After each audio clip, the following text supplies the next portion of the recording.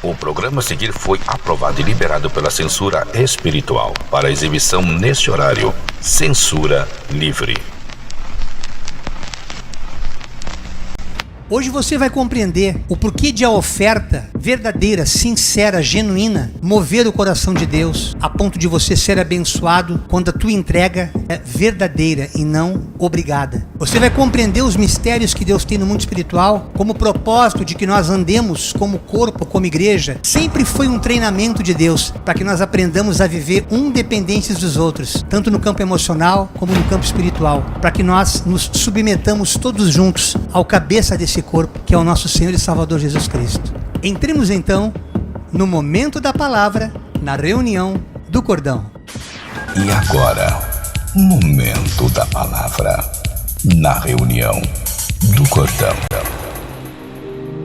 Tema de hoje: a oferta que move o coração de Deus. Livro do profeta Ageu, que está no Antigo Testamento, um dos 12 profetas menores que tem no livro Bíblia. Por volta de 520 anos antes de Cristo, ele trouxe essa palavra que ela é tão real quanto hoje em 2025 depois de Cristo. O profeta que veio separado por Deus para ativar a fé do povo de Israel, que estava completamente adormecido, irmãos. Eles não queriam nada com Deus. Estava todo mundo numa pindaíba, todo mundo passando dificuldade. E Deus deu uma chave espiritual mostrando que ele seria o único a poder abençoar as necessidades mais urgentes, mais viscerais daquele povo. Então o texto começa assim: assim diz o Senhor dos Exércitos: vejam o que tem acontecido com vocês.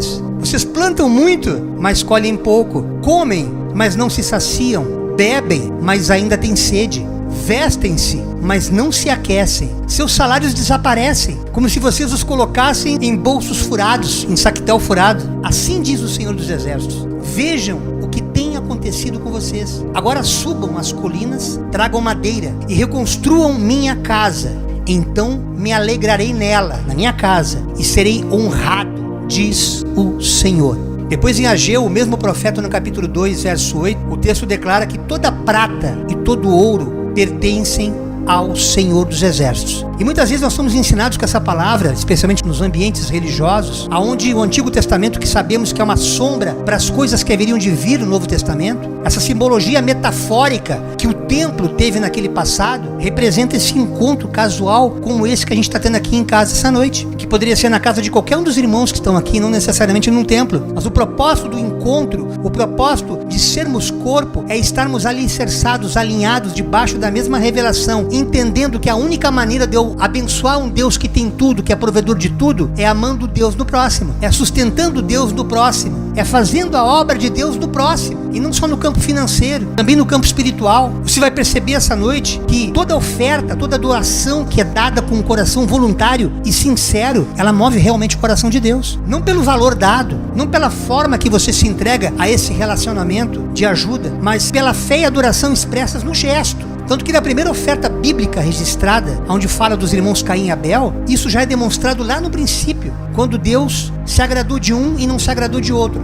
O livro de Gênesis, o primeiro livro da Bíblia do Antigo Testamento, no capítulo 4, versos 3 e 5. Prestem muita atenção nos detalhes que por muitas vezes você já tenha lido e não tenha observado. E você vai mergulhar no sobrenatural de Deus essa noite, entendendo que a oferta não é algo que o homem estabeleceu, mas é um princípio divino e não um princípio humano, para que nós nos tornemos verdadeiramente cristãos, seguidores de Cristo. No tempo da colheita, naquela época, naquele tempo específico, onde Caim e Abel habitavam, Caim apresentou parte da sua produção, ou seja, ele produziu e pegou uma parte aleatória e deu como oferta ao Senhor, apresentou ao Senhor. Abel, seu irmão, por sua vez, ofertou as melhores porções dos cordeiros dentre as primeiras crias do seu rebanho. O Senhor aceitou Abel e a sua oferta, mas não aceitou Caim e sua oferta. Caim se enfureceu e ficou transtornado, a ponto de depois ele ter matado, que foi o primeiro homicídio bíblico, todos nós já conhecemos, mas eu quero me ater apenas a isso. Nesse momento em que Deus expressa que ele de fato aceitou Abel, é porque antes da oferta que Abel deu, ele já tinha visto o coração. Deus ele olha primeiro o teu coração quando tu estás inclinado, porque qualquer um hoje pode dar alguma coisa para alguém, até para ostentação. Há pessoas que querem até para se aparecer, mas não estão preocupados de fato com a necessidade alheia. Ela faz aquilo como um princípio político, muitas vezes para poder ganhar engajadores, especialmente nesse tempo de redes sociais. Como se vê gente filmando e dando presentes e tal, tudo para poder ganhar engajamento. E as pessoas querem que a gente faça tudo isso na sordina. A gente vai descortinar aos poucos os respectivos versículos, fundamentando o que está sendo dito aqui,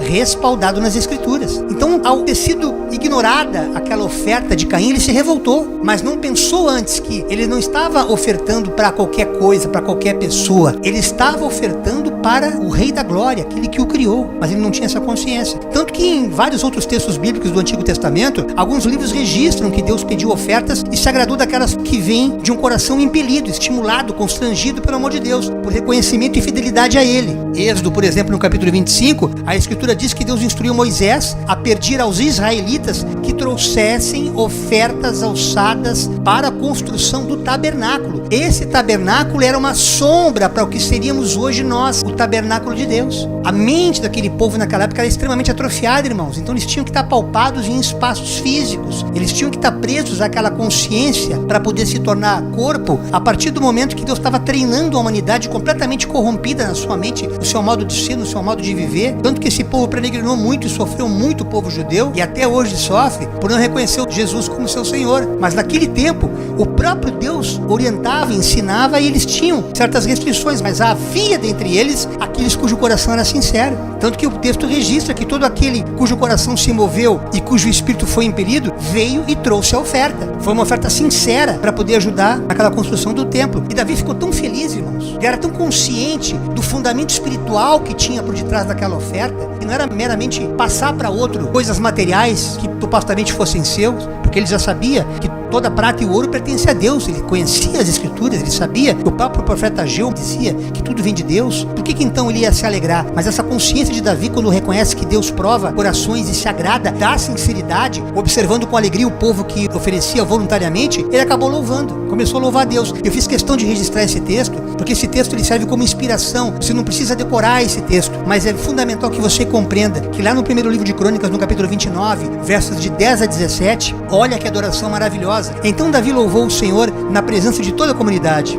Ó Senhor, Deus de nosso antepassado Israel, louvado sejas para sempre. Ó Senhor, a ti pertencem a grandeza, o poder, a glória, a vitória e a majestade. Tudo que há nos céus e na terra é teu, ó Senhor, e este é teu reino, o reino dos céus. Tu estás acima de tudo. Ele sabia que ele estava acima de principados e potestades, como Paulo fala, mas aqui ele já dizia: riqueza e honra vêm somente de ti, pois tu governas sobre tudo. Poder e força estão em tuas mãos, e cabe a ti exaltar e dar força. A força vem dele, é do nosso Deus. Ó nosso Deus, damos graças e louvamos teu nome glorioso. Mas quem sou eu e quem é meu povo para que pudéssemos te dar alguma coisa? Tudo que temos vem de ti. Davi tem essa consciência que tudo que ele ofertava vinha dele. E demos apenas o que primeiro de ti recebemos. Ele tinha consciência de não pegar o resto como Caim pegou, mas de pegar as primícias, que não necessariamente hoje teria que ser 10%. Aquilo era uma lei específica para aquele tempo, para aquele grupo de sacerdotes que mais tarde seria separado, que é o povo da tribo de Levi, que viveria por fé, sustentado pelas demais tribos. Mas hoje, não com tristeza nem necessidade, mas dando conforme o coração realmente manda dar.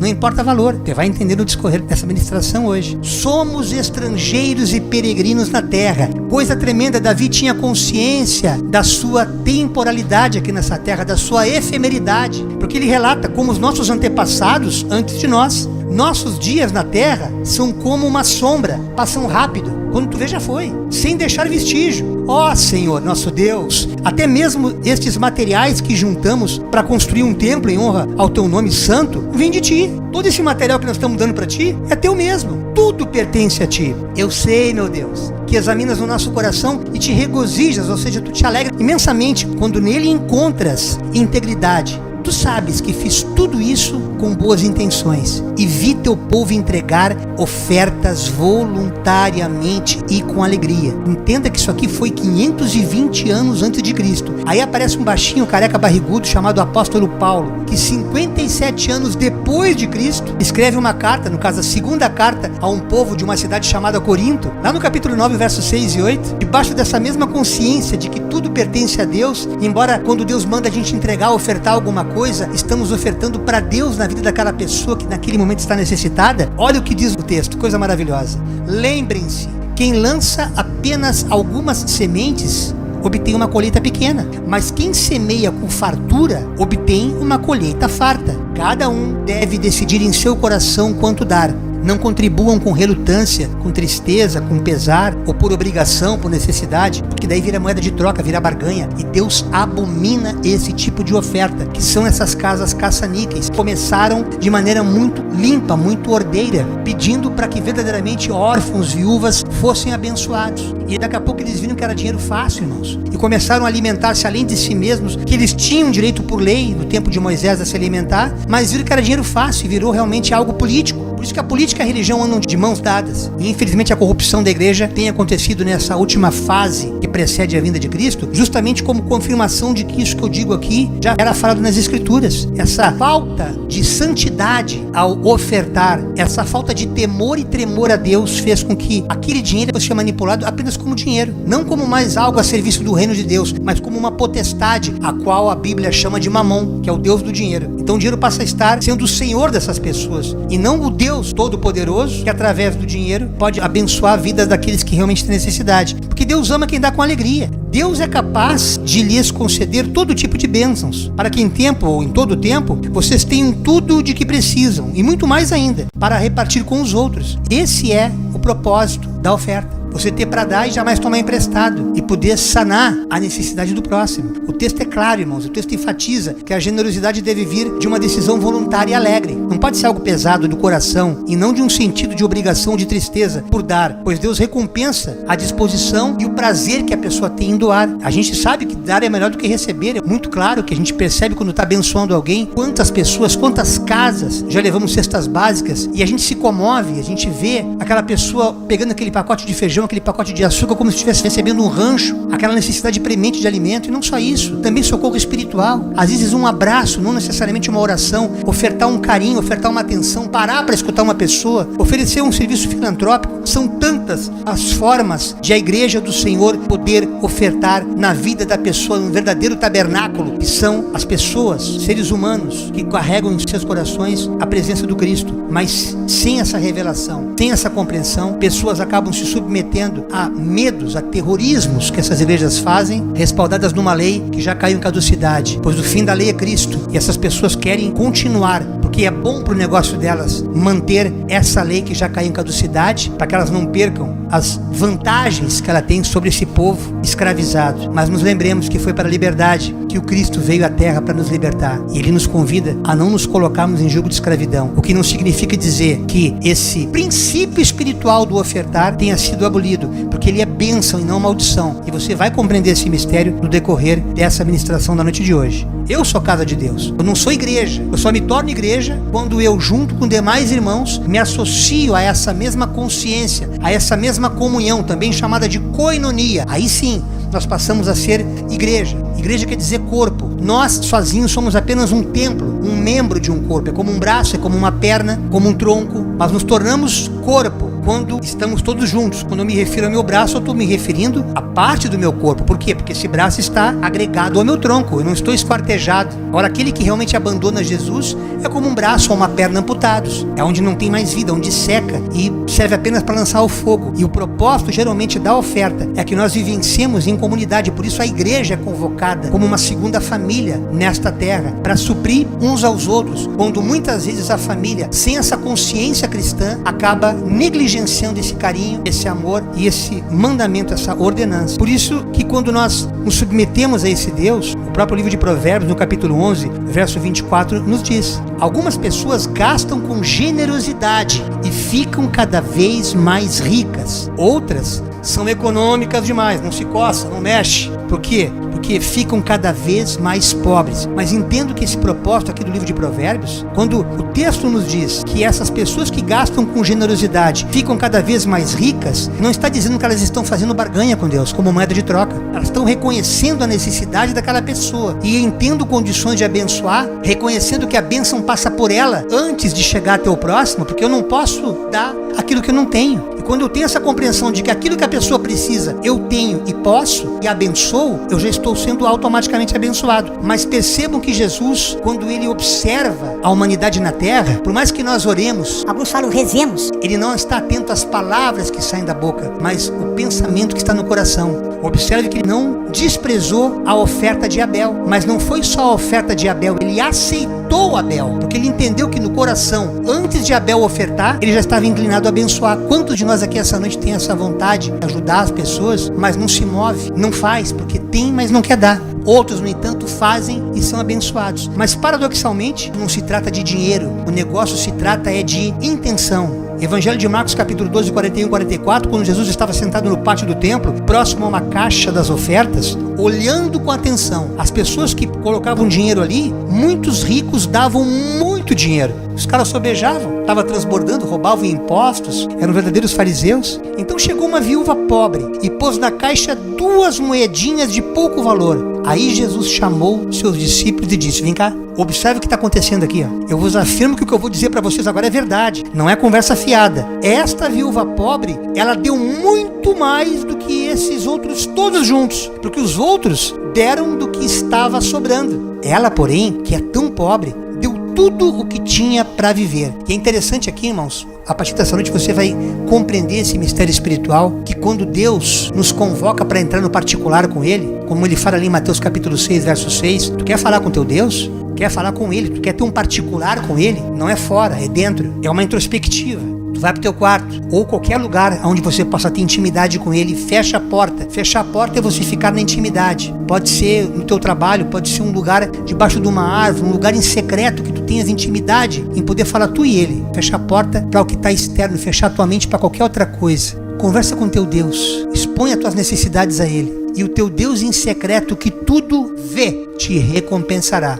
O texto é muito claro, eu meditei muitas vezes isso, não entendia. Eu estou orando, eu estou chorando, eu estou gemendo e Deus não está ouvindo o que eu estou falando. Não, porque antes de abrir nossa boca Ele já sabe o que a gente vai dizer. Ele vê, todavia, o que nós estamos sentindo. Por isso que Ele vê, Ele olha. Esse mesmo olhar que Ele teve para a oferta de Abel, antes de Abel ofertar, já tinha feito com que ele aceitasse. Portanto, quando tu pensar em abençoar alguém, tu colocar no teu coração, vou abençoar, e aquilo realmente se materializar, não como uma palavra da boca para fora, mas como algo real, tu já está sendo automaticamente abençoado. Nunca te esqueça disso, meu irmão, minha irmã. Você é providência divina para aquela pessoa. Por isso que Jesus, após contar 3 parábolas aos seus discípulos, nessas andanças que ele estava com os discípulos na época, e 3 parábolas que eu não posso fundamentá-las aqui hoje, que eu não teria tempo, mas depois você medite sobre elas. Nós temos várias ministrações no nosso canal no YouTube acerca delas, que fala das 10 virgens, a parábola dos talentos e das ovelhas e bodes, as quais servem para ensinar sobre a importância da vigilância, da preparação, o uso dos dons recebidos de Deus e o juízo final que está às portas, com base nas ações de misericórdia e amor ao próximo, separando os justos dos ímpios para a vida eterna ou para o castigo eterno. Ou seja, esse hábito, essa prática de você enxergar o próximo e abençoar o próximo, isso vai pesar na balança. Não pensa que você... Eu não mato ninguém, eu não roubo, eu não sequestro, eu não faço fofoca. Você já está no céu. Se você não for corpo, se você não for igreja, não necessariamente congregando dentro de um ministério religioso, mas você sendo verdadeiramente comunhão com aquele com o qual o próprio Espírito Santo concedeu ao teu coração que tu caminhasse. Porque Ele que escolhe, Ele que separa, de acordo com o que cada um devota na presença dEle. Não há engano, irmãos. Quando você coloca o teu alvo a pessoas que hoje, por questão das suas próprias concupiscências, acabam se entregando e se escravizando. Eu mesmo fiz parte disso no meu tempo de ignorância, porque eu achava que, estando dentro de um templo religioso, eu estaria automaticamente cumprindo a vontade de Deus. E assim caminha a humanidade, tanto católica quanto protestante, achando que pela mera frequência, acender uma vela, ou fazer uma promessa ou um voto, está em comunhão com Deus, quando na verdade, chega em casa, joga água quente no gato, chuta o cachorro, bate na esposa, espanca os filhos, adultera e outras coisas mais que só tu e Jesus sabem. E você pensa que você é igreja? Você pensa que você vai para o céu porque você carrega um estigma de religioso, católico ou evangélico? Absolutamente. Não se engane, de Deus não se zomba, que tudo que o homem semear,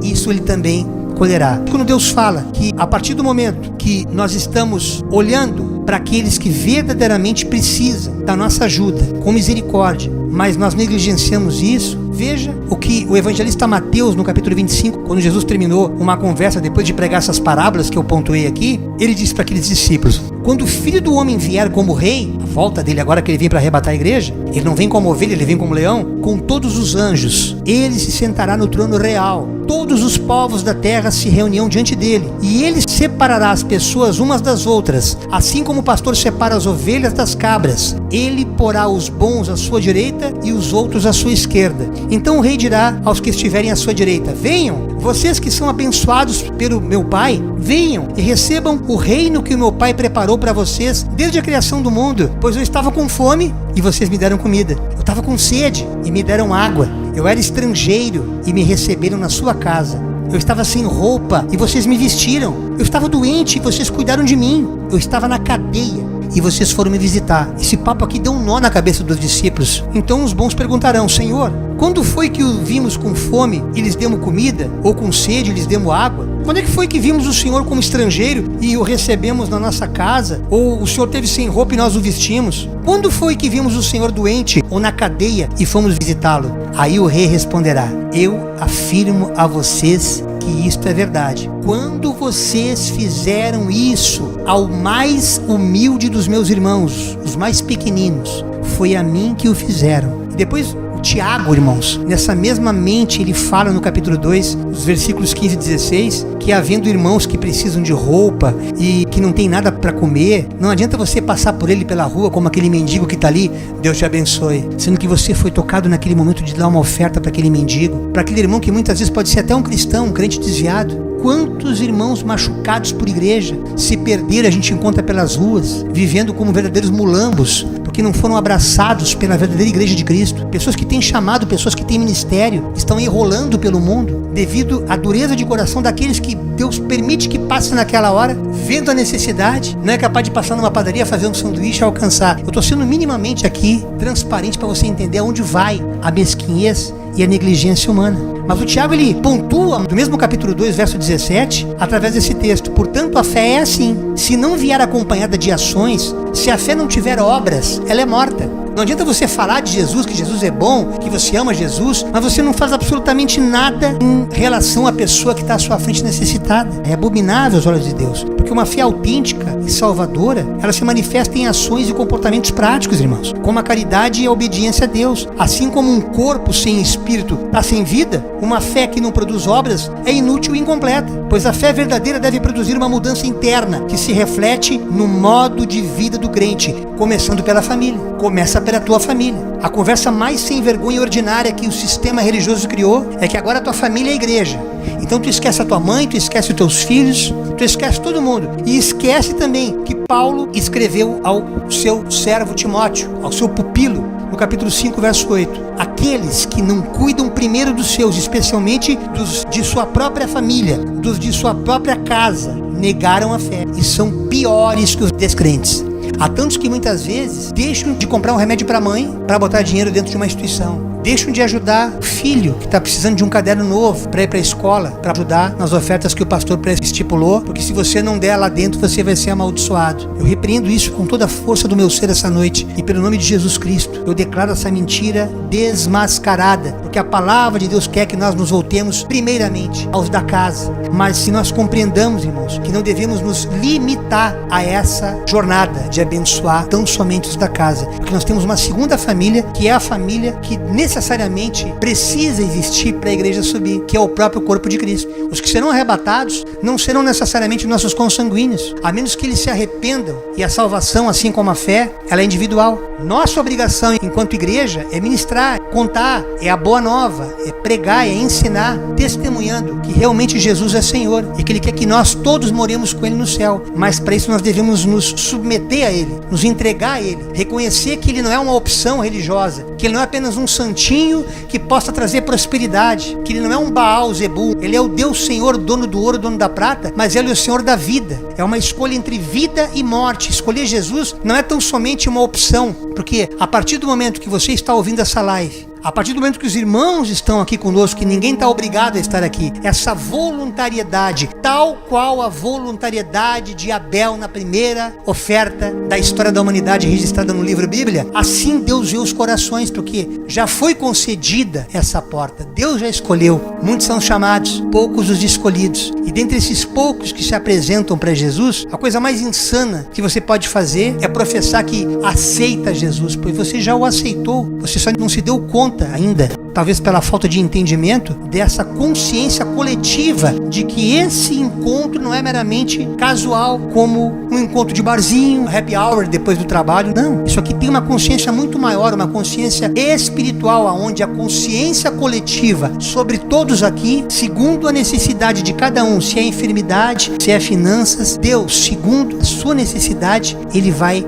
abençoando o corpo e vai mantendo o corpo íntegro. É como de repente tu tem um problema de cabeça, tu vai no neurologista, um problema reumático, tu vai no reumato, no coração, tu vai no cardiologista. Jesus, Ele é expert, Ele é médico dos médicos para te curar em quaisquer áreas da tua vida essa noite. Se tu entenderes que para isso acontecer, tu precisa estar no corpo. Como tratar um coração fora do corpo? Minha mãe está aqui hoje como exemplo. Abriu o peito dela há 9 anos atrás, coração regenerado aqui, graças a Deus. Mas o coração, ele está dentro do corpo, ele não pode ser arrancado, senão ela não teria vida. Tirou o coração, tirou a vida. Um membro amputado, ele é um membro incompleto. A menos que Jesus, como cabeça, determine, não, esse membro vai continuar nesse corpo pela minha vontade, e esse membro se sujeita, esse coração vai bater por ordem dele, Deus prolonga até os nossos dias na terra, não importando a enfermidade. Porque há enfermidades que não são para a morte, mas para que o nome dele venha a ser glorificado, para que a pessoa tenha consciência de que ela está sendo abençoada, apesar de membro, ela está abençoada como corpo. Mas existe essa segunda família da qual a Bíblia fala e é muito conhecida como domésticos da fé. O apóstolo Paulo, que teve experiência muito profunda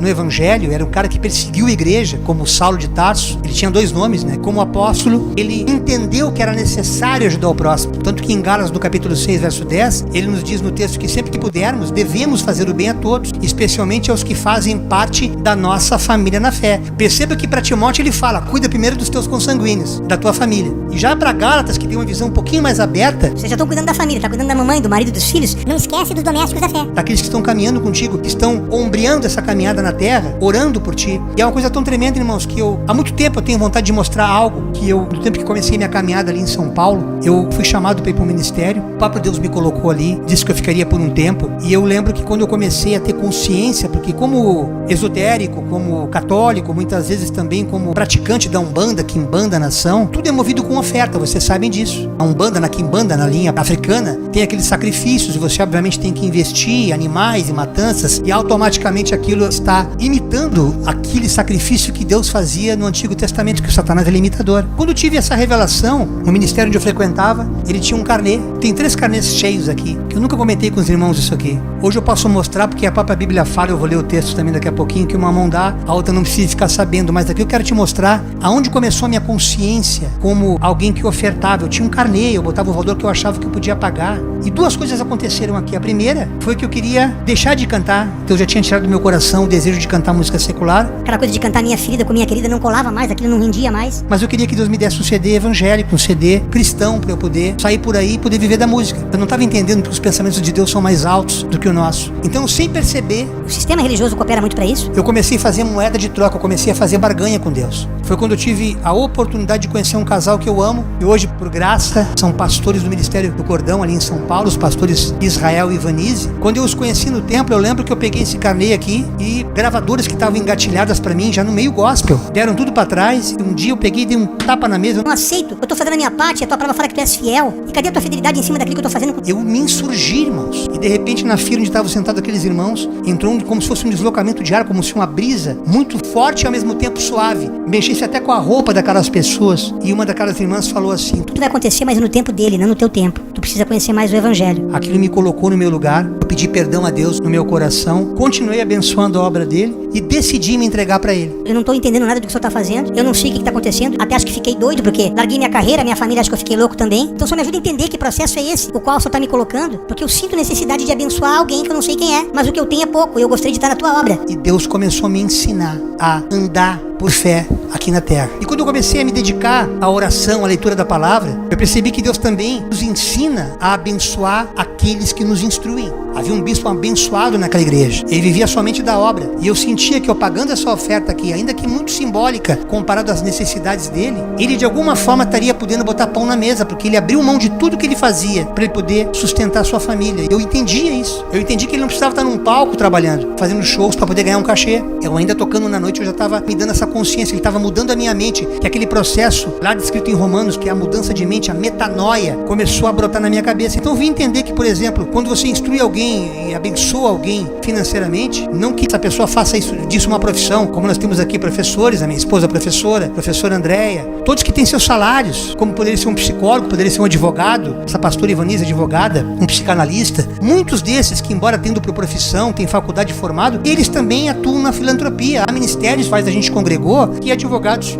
ajudaram pessoas muito pobres em causas trabalhistas, em coisas tremendas, sem cobrar honorários, porque via a necessidade daquela pessoa e a maneira dela ofertar na vida daquela pessoa era através do seu serviço. Como nós temos hoje as nossas auxiliares que nos ajudam na produção de conteúdo para poder edificar a tua vida. A oferta é muito mais ampla, ela é muito mais significativa. E Paulo tinha essa consciência, só que ele não queria ser pesado para os irmãos. Paulo, o apóstolo, quando ele começou a sua caminhada, construía tendas, irmãos, para não ser pesado para os outros. Ele construía tendas, porque o povo vivia no deserto, era muito peregrino, itinerante, para se sustentar financeiramente. Durante as suas viagens missionárias, ele já tinha a consciência do evangelho, mas não tinha patrocinador, não tinha quem o bancasse, até que o Espírito Santo começou a se mover nele e as pessoas começaram a ver. Deus está usando esse tempo, nós temos que fazer alguma coisa por ele, porque ele tem que ter esse tempo, ele não pode dividir o tempo dele e ficar costurando tenda, ele tem coisas mais significativas para fazer. É tudo muito rápido, a vida passa muito breve, e esse homem não pode perder o foco. Durante as suas viagens missionárias, não só pelo trabalho artesanal da tenda, não apenas por essa necessidade de ter a tenda, mas também por aproveitar aqueles momentos de encontro, proporcionava oportunidade para ele fazer evangelismos. E esse evangelismo, o diálogo com outras pessoas, fazia com que o evangelho fosse propagado. E de certa forma tem sido mesmo. E por misericórdia de Deus eu já venho fazendo há algum tempo. Desde 2005, quando eu entendi que eu não tinha mais que tocar na noite, eu não sabia como é que eu ia viver, eu sabia que Deus prepararia algo em tempo oportuno. Ainda fazendo shows com cachê, eu comecei a incluir no meu repertório músicas gospel, e eu percebia que pessoas vinham, irmão, no intervalo sentar comigo como se eu fosse um pastor. Eu achava muito doido, muito insano aquilo. Eu cantava, sonda-me, Senhor, e me conheces. E eu vi um cara chorar na minha frente, chegar e pedir perdão. Eu tô traindo a minha mulher, eu quero pedir perdão. Meu Deus, o que esse cara tá falando isso pra mim? Que loucura é essa? Eu sou apenas um cantor que cantou uma música gospel, mas eu também não estava entendendo que eu estava deixando de produzir tendas e já estava sendo aquilo que realmente Deus havia escolhido para mim. Por isso que é mencionado na segunda carta aos Coríntios, do capítulo 11, verso 8, onde Paulo declara ter recebido o sustento de outras igrejas para poder servi-los. E embora ele tenha trabalhado como fabricante de tendas para sustentar em certos momentos de sua vida, principalmente em Corinto, ao lado de um casal, Áquila e Priscila. Esse casal, como fala ali em Gálatas 6, 2 e 6, ajudem uns aos outros, assim vocês estarão obedecendo a lei de Cristo. Aqueles que recebem o ensino da palavra devem repartir com seus mestres todas as coisas boas. Foi inspirada nessa ajuda que Áquila e Priscila, que foram dois amigos que eles conheceram na trajetória, que também trabalhavam com tendas, tinham recurso e entenderam, nós precisamos ajudar esse homem para que esse homem continue nos alimentando, para que ele tenha esse canal com Deus, para que nós conheçamos um evangelho que a nós não foi revelado. E essas pessoas puderam se alimentar todas, entendendo que aquele que ensina a palavra também seria digno de desfrutar de todas essas coisas boas, sem extorquir, sem fazer esse estelionato que o sistema religioso faz, a ponto de muitas vezes, como a gente já ouviu até de irmãs aqui do cordão, de levar no determinado altar de um determinado ministério o par de aliança do seu casamento e eles praticamente forçarem ou sugestionarem a entregar aquelas alianças como oferta, ao invés de consagrá-las para abençoar aquele matrimônio. Graças a Deus que a escama dos olhos desses irmãos finalmente caiu. E no Romanos 12, 13, quando Paulo também fala ao povo de Roma, compartilhe seus bens com seus irmãos necessitados e abram suas casas aos estranhos. Quando eu falar para vocês, pastores, auxiliares e demais irmãos do cordão, familiares, não é coisa da cabeça do pastor Jairo Leandro, abrir a tua casa para estranho. Não, é um mandamento, irmãos. A escritura é clara em Romanos 12, 13, ele convida a gente a ajudar os necessitados. Compartilhem seus bens, ajude quem está precisando e abram suas casas aos estranhos, porque muitas vezes esses estranhos estão sendo ignorados, eles estão sendo desprezados nas instituições. Não entra porque tá com roupa assim, não entra aqui porque tá com cabelo diferente, não entra aqui porque não foi muito com a tua cara. Como aconteceu de muitas vezes até o meu saudoso cunhado ter sido impedido de entrar na igreja onde congregávamos, que estava de bermuda. Quantas coisas eu já vi, irmãos. Você pode convidar amigos, como tem uns amigos aqui aqui hoje aqui em casa, amigos do bairro, que a gente sempre convida, não obrigamos ninguém a nada, a gente convida, quer aparecer lá, ó, vai ter um som legal, tu vai ouvir a gente falar que Jesus é bom, que o diabo não presta. Sempre com esse meu humor, né? Eu falo sempre aos pastores isso, abram suas casas, não importa que é vizinha do lado, não importa se for tua tia, como tá minha mãe aqui hoje, não importa, a palavra tem que ser ministrada. Deus quer que nós sejamos trombeta nessa hora que precede a vinda dele, para que uma alma, pelo menos você salvando, essa alma tem um valor incomensurável no mundo espiritual, e Deus quer que nós nos posicionemos, tanto que o apóstolo Paulo fala a Timóteo, na primeira carta no capítulo 6, versos 7 e 8, o que foi que trouxemos para o mundo? Nada. E o que é que vamos levar deste mundo? Nada. Por que essa frescura de não ter que abrir tua casa para poder receber pessoas para falar de Jesus? Por que tantas casas estão se abrindo para fazer tráfico, boca de fumo, prostituição, jogos, essas maldições que tem hoje aí, até de pedofilia nas redes sociais, que estão sendo denunciadas, adolescentes fazendo verdadeiras orgias dentro de casa. As pessoas estão abrindo casa para destruir vidas e tu não quer abrir a tua casa para poder edificar outras? Isso vai ser requerido da tua vida. Assim manda te dizer o Senhor. Falo para alguém aqui essa noite, não sei quem, porque Deus está requerendo de ti isso, e tu tens refutado, recalcitrado, e a obra é dele, irmãos, o chamado é dele, ele que escolhe. Nós somos apenas aqui carteiros entregando a mensagem que ele manda entregar. Então, se temos comida e roupas, fiquemos contentes com isso. Não fica querendo além daquilo que tu precisa ter. Podendo pagar tuas continhas, podendo manter o teu café, o teu almoço, as tuas refeições, tá tudo bom. Porque Deus ele vai multiplicar de acordo com a tua necessidade a partir do momento que tu aprender a ser fiel no pouco e no muito ele vai te colocar. Mateus capítulo 6, verso 2 a 4. Quando ajudarem alguém necessitado, não façam como os hipócritas, que ficam tocando trombeta na sinagoga e nas ruas, para serem elogiados, exaltados pelos outros. Eu lhes digo a verdade, eles não receberão outra recompensa além dessa. Mas quando ajudarem alguém necessitado, não deixem que a mão esquerda saiba o que a tua direita está fazendo. Deem sua ajuda em segredo, e seu pai, que observa em segredo, os recompensará. A minha condição hoje é cumprimento de uma promessa de Deus feita ali em São Paulo, meus irmãos. Depois de eu ter abandonado os palcos no ano de 2005, quando eu tive um encontro com Deus, que está no meu testemunho, no dia 12 de outubro, a partir daquele momento ele começou a trabalhar a minha mente, eu não conseguia mais cantar aquelas músicas que eu cantava. E chegou ao ponto de eu voltar para o sul, comecei a frequentar esse outro ministério que precedeu o Cordão, onde eu conheci os nossos amados pastores Salvador e André. Voltei a São Paulo, que eu tinha que desfazer do meu apartamento, que deixei lá fechado, tinha que trazer o carro e minha moto para cá, eu tinha um pequeno patrimônio, e no entanto, o apartamento alugado, eu acabei ficando hospedado na casa dos meus amados irmãos, hoje pastores do Cordão, como já disse, Israel e Ivanise. Você não tem noção o que aconteceu naqueles 4 meses e 13 dias que eu estive hospedado na casa deles. Dia 10 de abril, numa sexta-feira daquele mesmo ano, eu estava gravando já o meu CD, Deus já tinha abrido uma porta, em resposta àquilo que eu tinha feito lá atrás. Só que eu descansei do Senhor, eu não fiz mais barganha, eu não joguei mais na cara dele. Aqui, eu tô te fazendo isso, tu não tá me dando nada. Eu pedi perdão, esqueci, e quando você dá, você esquece, porque Deus não esquece do que você faz. As bênçãos que tu estás fazendo hoje, assim como as maldições, nada fica incólume, tudo tem a lei do retorno. E de repente eu fui comprar esse inário que está aqui antigo, todo rasgadinho já. Lá na Conde Sarzedas conheci uma pessoa chamada Araci Miranda. Eu conto mais aprofundadamente no vídeo do meu testemunho, no nosso canal no YouTube. E ali eu contei o que Deus fez na minha vida. E automaticamente aquela senhora gravou meu CD. E naquele momento que eu estava gravando meu CD, eu tirei o foco de tudo. Eu só queria gravar aquele sonho antigo, sonho que estava engavetado. Quantos aqui estão com sonhos engavetados que acham que não vão acontecer mais? Eu tenho uma boa nova para te dizer hoje. Tá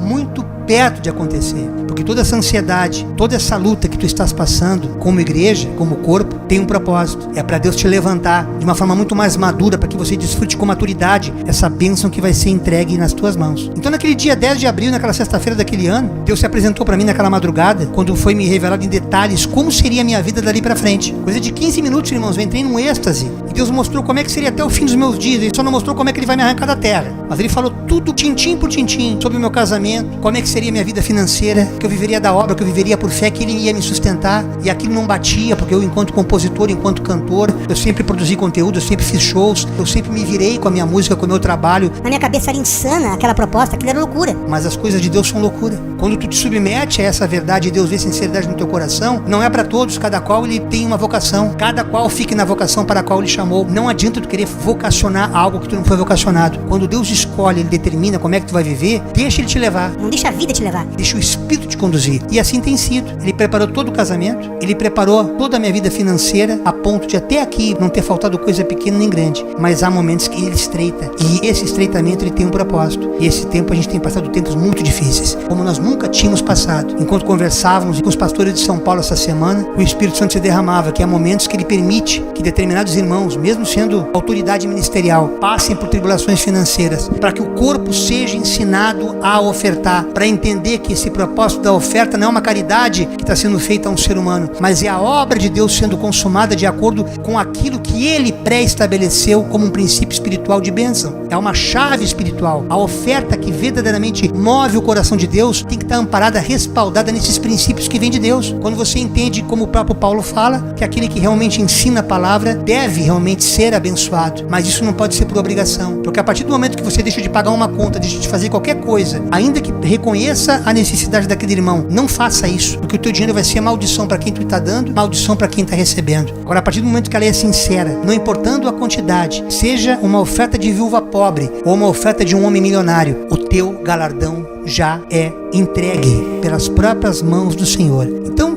quando ele começou a me revelar todos aqueles detalhes, como é que eu trabalharia apenas na obra dele, que ele me sustentaria, conforme tem sido até o dia de hoje, eu vim entender que isso aconteceria fora das estruturas religiosas. Porque no primeiro momento tu tenta entender Deus, não tente entender Deus. Não tente entender Deus. Não tente entender Deus. Deus é loucura, Deus é impossível. Deus, tu tem apenas que te submeter. O Deus de Lucas 1,37, que para Deus não há nada impossível em todas as suas promessas, eu tentar entender que eu teria que me filiar a um ministério, para um ministério me reconhecer, para um ministério me levantar, para um ministério me assalariar, então eu viveria da obra, eu já teria morrido de fome, irmãos. E no entanto, apesar de ter congregado 9 anos e meio no ministério, eu ia por conta própria, e você vai entendendo que Deus vai dando os meios para você realmente fazer a vontade dele. E quando ele vê, não, agora realmente tu foi provado, tu passou no vale, agora eu vou reunir uns irmãos debaixo de uma consciência para te abençoar. E desde que nós começamos com o nosso ministério cristão, Cordão de Três Dobras, 8 anos ministeriais, dia 26 de dezembro, nós batemos as sandálias em concordância. Eu entendi que eu tinha que ficar um tempo lá, até que essa consciência também se dilatasse nos pastores Salvador e André, para que juntos pudéssemos ser não apenas um grupo de louvor, mas um ministério seguidor de Cristo. Daí a razão de ser um ministério cristão, Cordão de Três Dobras. Mas alguns irmãos têm nos dado condições de peregrinarmos nessa terra, de levar pessoas ao hospital, como a gente já fez tantas vezes, sem ganhar absolutamente nada em troca desses tais os quais abençoamos. Tudo que a gente botou na obra, Deus multiplicou. Não apenas dobrou, multiplicou. E é essa graça que a gente desfruta mensalmente. A gente é grato a Deus por esses irmãos entenderem que isso é um princípio espiritual e não um princípio financeiro. Embora com as suas finanças, com as suas primícias, eles tenham abençoado a gente, abençoar a outros, e podemos também minimamente ter condições de continuar caminhando. Minha esposa, professora aposentada, tem salário. Agregamos a renda para que a gente possa se desenvolver e andar. Mas há coisas que o ministério precisa realmente investir para que ministerialmente a gente cresça. Eu louvo a Deus por cada irmão, por cada irmã que debaixo dessa consciência nos tem abençoado. Essa condição que eu relato aos irmãos como um segundo testemunho aqui essa noite, fora da estrutura religiosa, se assemelha muito à forma que o apóstolo Paulo vivia. Porque o apóstolo Paulo não estava numa igreja com uma placa, ele estava andando peregrinando, visitando igrejas, grupos e ensinando esse evangelho do qual ele conseguiu absorver por metanoia, por mudança de mente, quando ele teve aquele encontro ao caminho de Damasco perseguindo os cristãos. Tanto que o escritor aos Hebreus no capítulo 10, porque ainda um pouquinho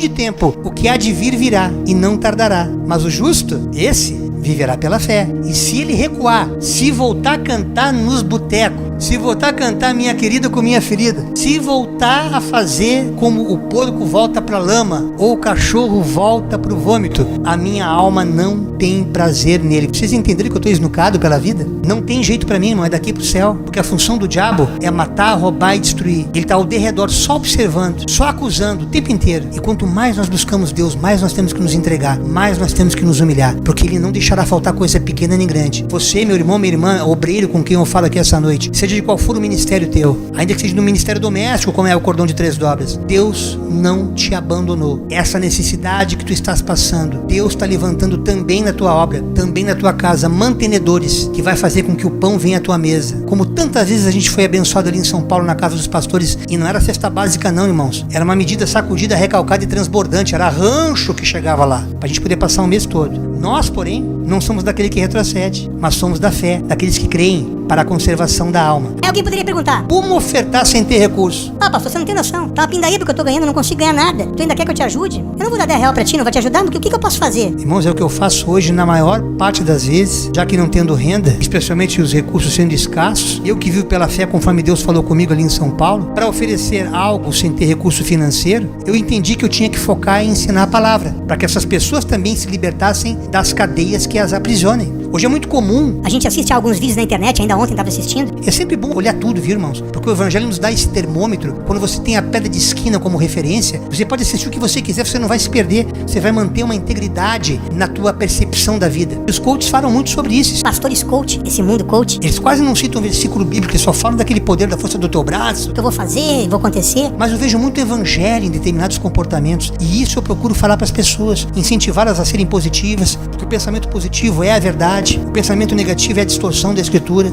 O amor de Deus lança fora todo medo. Então, esse medo que nos aprisiona, que vem da tradição familiar, vozes que ficam ecoando na nossa alma. Tu nunca vai ser nada, tu nunca vai ser ninguém. Tu vai vivendo com traumas, vai trazendo esses traumas para dentro dessas instituições religiosas que não te libertam, que não te curam, porque para elas é interessante te manter escrava e não abrir a tua mente para tu poder expandir e poder crescer na graça e no conhecimento da palavra. É muito confortável para eles e você vai se tornando escravo, refém de estruturas humanas, de dogmas humanas, as quais Deus denuncia, Jesus denuncia. Sai de lá, povo meu, para que você possa viver essa verdade espiritual, para que não seja um estelionato, um estupro espiritual a tua maneira de ajudar esses estabelecimentos e negligenciando a tua família. Mas essa ajuda, por ser voluntária, ela pode fazer parcerias, tu pode doar com o seu trabalho voluntário. Como já falei antes aqui. Tu pode fazer produtos caseiros, tu pode te virar nos 30 e fazer gerar renda nesse processo do qual você está vivendo. Porque os irmãos, por exemplo, nos ajudam compartilhando conteúdos do cordão. Nós temos as nossas auxiliares que nos ajudam a divulgar retalhos do vídeo. Você mesmo pode ajudar o cordão sem precisar dar um centavo. Quando você ajudar a adquirir mais inscritos para começar a monetizar o nosso vídeo. Às vezes a gente vai à casa de amigos, assiste a vídeos de entretenimento, de pessoas que ficam só viajando, mostrando paisagens e conseguem se manter na estrada sendo monetizados. A internet faz isso. Nós não conseguimos fazer. Porque há pessoas que não nos abençoam, que se alimentam do nosso trabalho na obra de Deus e não são capazes de clicar e botar um inscreva-se, irmãos. É uma negligência. É aquele servo mau e infiel. Que não tá nem aí pra nada, ele tá só pensando nele. Ele se alimentou como quem corre dedo no telefone, olhou aquilo ali, passou pra próxima e não sabe que ali tem pessoas engajadas em pregar a verdade. Mas nós temos já 50 mil visualizações numa música minha na internet e não temos 1000 inscritos. Você pode ir lá na nossa página do YouTube, a música O Senhor é Minha Força, sem ter feito divulgação alguma. Só postei o vídeo lá, parceria com nosso querido Rafael Maranhão. Lá do Maranhão. A música tá bombando, mas não consigo ganhar nada, nem ele. Não consigo gerar renda com o trabalho que eu tô fazendo. É digno o trabalhador do suor do seu trabalho. Eu não consigo, porque eu dependo dos irmãos terem a boa fé, a boa vontade de nos ajudar. Daí a razão, daí a necessidade das ofertas,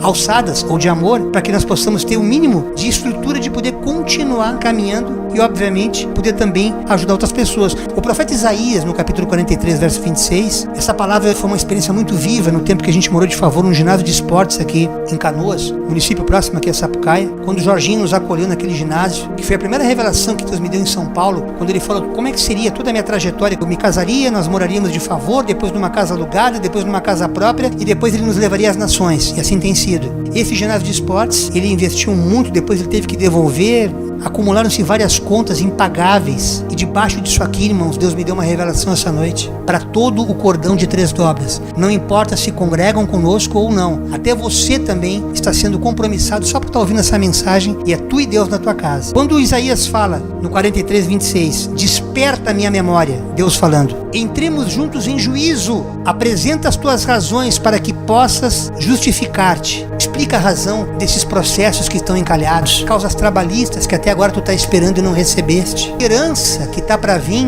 e passa ano, geração em geração, e aquilo tudo trancado, seja por contenda entre herdeiros, ou seja pelo próprio sistema que não ajuda a andar, e você cada vez mais preso a esperanças vazias. E Deus nos botou encarregados nas orações de sexta-feira a começarmos a orar por causas trabalhistas. Todos que quiserem podem mandar para o meu WhatsApp. Estaremos apresentando, irmãos, é algo grande que Deus quer fazer. Eu não estou aqui para brincar não, irmãos, eu não tenho como retroceder, é daqui pro céu. Eu falo com ousadia e Deus vai destrancar processos, porque senão não estaria pregando essa palavra hoje. Deus ainda fala na terra, irmãos. Deus ainda usa a boca daqueles pequenininhos que têm compromisso real com Deus. Então, a partir de sexta-feira, nós estaremos orando. Se vocês também quiserem participar do momento da oração, entrem em contato pelo WhatsApp, que você vai entender que essa comunhão, é nessa união que faz a força. Como o mundo popular entende apenas como um adágio, mas é uma verdade bíblica. Deus vai fazer milagres, porque se o povo não vê sinais, o povo se corrompe. Mas para isso, entenda o que está lá em Mateus 6, 33, 34. Busque em primeiro lugar o reino de Deus e a sua justiça.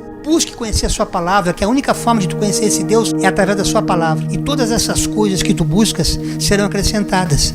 Assim como Paulo também fala em Filipenses, capítulo 4, versos 6 e 7. Não andem ansiosos por coisa alguma, mas em tudo, absolutamente tudo, seja na saúde, seja nas finanças, seja nas relações familiares, em tudo, vocês colocam o coração na presença de Deus, com todo entendimento, com toda clareza. Apresentem seus pedidos a Deus, e a paz de Deus, que excede todo o teu entendimento, toda a tua compreensão, guardará os seus corações e as suas mentes em Cristo Jesus. Tu não vai ficar perturbado. Tu não vai precisar tomar clonazepam nem diazepam pra dormir. Em paz me deito, logo pego no sono, porque é o Senhor que me sustenta, é o Senhor que me alimenta, é o Senhor que me carrega, e assim é. Minha esposa sabe, eu deito e bato a cabeça, eu numa apagada só, irmão. Eu não tenho mais tempo de me preocupar com as coisas desse mundo, porque eu tenho que me preocupar com a obra dele, para alcançar vidas como vocês e tantos outros que ainda vão chegar, porque os dias são maus, vai ficar pior, mas há uma promessa para a igreja do Senhor, e é debaixo dessa promessa que eu creio que coisas grandes fará o Senhor, como Filipenses fala aqui no capítulo 4, versos 9 e 19. Tudo que vocês aprenderam, receberam, ouviram e viram de mim, diz o apóstolo Paulo, ponham em prática. Olha pra mim, eu como se fosse imitador de Cristo, Paulo estava dizendo isso, ponham em prática. E o Deus da paz estará com vocês. O meu Deus suprirá todas as necessidades de vocês, de acordo com as suas gloriosas riquezas de Cristo. Por isso, irmãos, ali no versículo 11, tem algo muito específico. Ele não diz isso por estar necessitado, pois ele aprendeu a ficar satisfeito com o que ele tem. Eu não estou dizendo isso por necessidade. Não é porque eu estou precisando da ajuda dos irmãos que eu estou pregando isso. Não é para fazer a cabeça de vocês e botar conversa fiada. É a palavra de Deus, é a prática, a experiência que eu tenho com Deus, que assim como eu tive bem e hoje estou precisando, amanhã poderá acontecer com vocês, e a igreja vai estar responsável por isso. Porque vocês vão entender que essa condição que Deus muitas vezes coloca a gente para ser abençoado é uma experiência, é uma oportunidade que Deus está te dando para tu exercer esse dom divino de poder tornar-se corpo, tornar-se igreja, a partir do momento que você olha para o próximo e ajuda nas suas necessidades, e as tuas automaticamente vão sendo acrescentadas. Não tenta entender como é que é aquele contrato que você tentou fazer a semana inteira, ligou e não deu certo, e daqui a pouco a pessoa te liga e muda de ideia. É aquele laço de passarinheiro misturado com peste perniciosa que veio para cima de mim, da pastora aqui, verdadeiros estelionatários ali de São Paulo, e eu me insurgi com autoridade, com a palavra que eu já ministrei aqui como pão de Gideão, e aquilo tudo caiu por terra, irmãos. Tudo foi cancelado, porque nenhuma condenação há mais para aqueles que estão em Cristo Jesus. Os laços que o diabo aprontar para vocês, Deus está na retaguarda, ele está na frente, ele está no lado, ele não permitirá que praga alguma chegue à tua casa, porque aos seus anjos ele dará ordem a teu respeito. A gente vive isso, mas ele permite que nós passemos por aflições, porque no mundo tereis aflições, para que através das aflições tu tenhas o bom ânimo, e ao conhecer o bom ânimo, você consiga superar isso numa outra dimensão, com uma maturidade fora do comum. Por isso que Tiago fala em 5,16, portanto, confessem os seus pecados uns aos outros, orem uns pelos outros para serem curados. A oração de um justo é poderosa e eficaz. A oração de um justo pode muito em seus efeitos. Muitas vezes são enfermidades da alma. A falta de uma condição financeira, irmãos, tem pessoas que se matam, que perdem seus empregos, perdem suas casas e não estão buscando estrutura em ninguém para ajudar, ninguém para estender a mão. Pessoas desempregadas que não conseguiram ainda se ressignificar e saber que ela não necessariamente depende daquele emprego, mas ela pode aflorar um dom que o próprio Deus já colocou e ela não entendeu ainda, e através daquele dom ela pode gerar renda para poder sobreviver e viver, quem sabe, até como uma empreendedora ou empreendedor. Deus está querendo fazer isso nessa hora, para mostrar aquele que sustenta. Deus tem coisas grandes para fazer. Mateus 25, 21, o Senhor disse, numa das vezes que ele falou com aqueles servos, eu não posso ler toda a parábola que o tempo não me permite: muito bem, meu servo bom e fiel, você foi fiel na administração dessa pequena quantia, essa pequena oferta que você recebeu, e agora eu lhe darei muitas outras responsabilidades. Venha celebrar comigo. Isso aqui é tanto para quem doa quanto para quem recebe. A pessoa que doa, ela sabe administrar o patrimônio, a renda dela, e ampara o próximo. A responsabilidade daquela pessoa é tamanha, na mesma proporção daquele que recebe, não vai queimar aquele dinheiro em besteira. Ele realmente vai se utilizar, como muitas vezes a gente viu ali em São Paulo, de pessoas chegar no portão de casa pedindo dinheiro para comida, quando na verdade era para droga. Como é que a gente sabia, pastor? Era revelação? Não, ele pedia um saco de arroz e tu chegava com um saco de arroz, ele não queria, ele queria o dinheiro. Se o problema é fome, tá aqui o arroz que tu precisa, o feijão que tu precisa. Mas a mentira tem perna curta. Satanás é o pai da mentira, mas nós servimos o Deus da verdade. Conhecendo essa verdade, a gente foi liberto e a gente tem esse discernimento. A gente discerne tudo, irmãos, porque Deus nos mostra,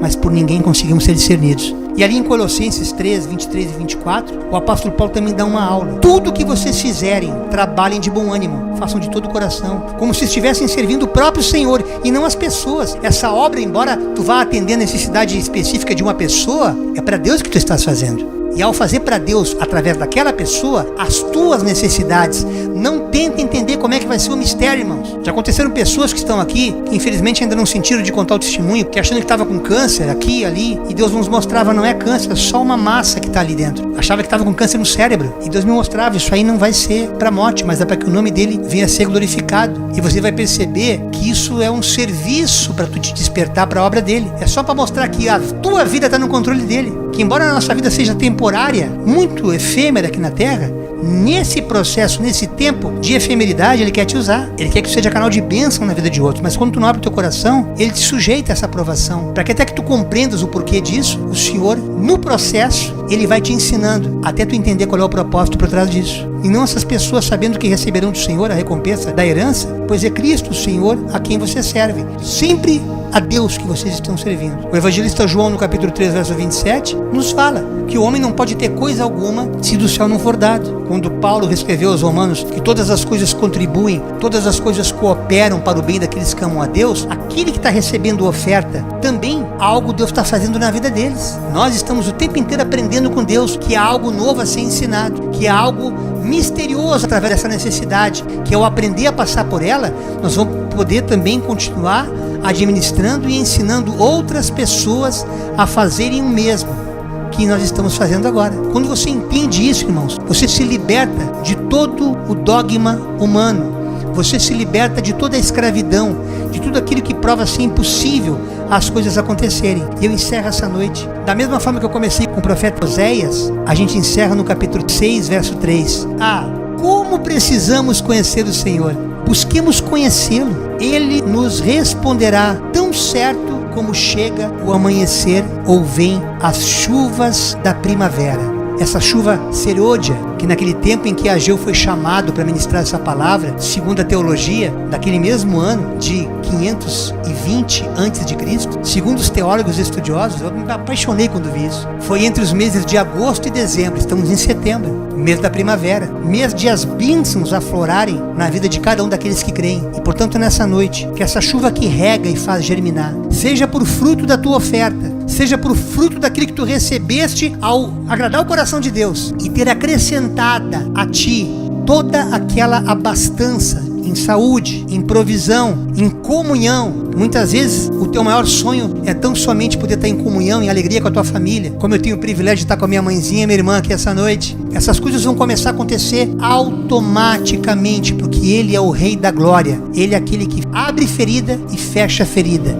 é o que abre porta e fecha portas. Ele é o Deus cuja oferta sincera move o seu coração. E ao mover o coração de Deus, Ele não apenas se inclina, mas Ele se levanta do seu trono para abençoar um filho seu.